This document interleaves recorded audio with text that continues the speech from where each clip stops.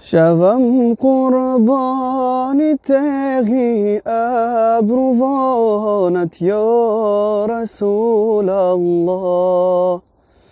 شود جانم فدای گیسوانت یا رسول الله.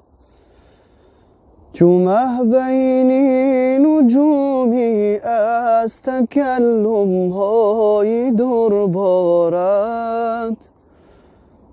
شکر میریخت از نوگی زبانت یا رسول الله.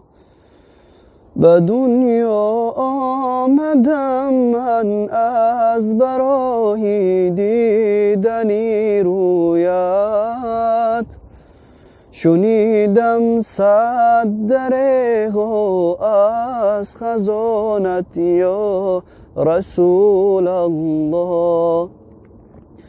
ندیدم حسرت من در جهان روی زیبایت، زی دنیا میروم با آرمانت یا رسول الله. زی دنیا میروم با آرمانت یا رسول الله.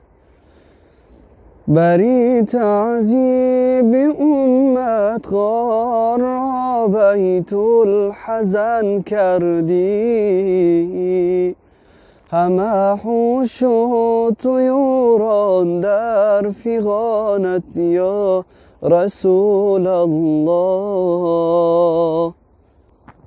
کشیدی رنجهای به عدد چندان در این فانی،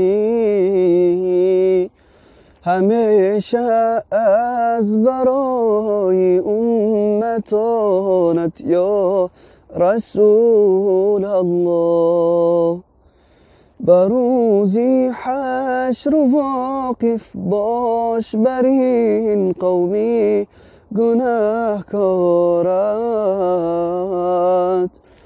نسوزد تا به دوزخ آسیانت یا رسول الله.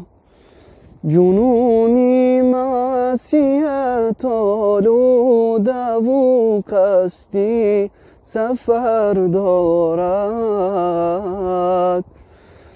طفیلی امتانت کن شفاعت یا رسول الله. یا الهی بنده را شرمنده محشر مکن، امتانی مصطفی را دور از سرور مکن.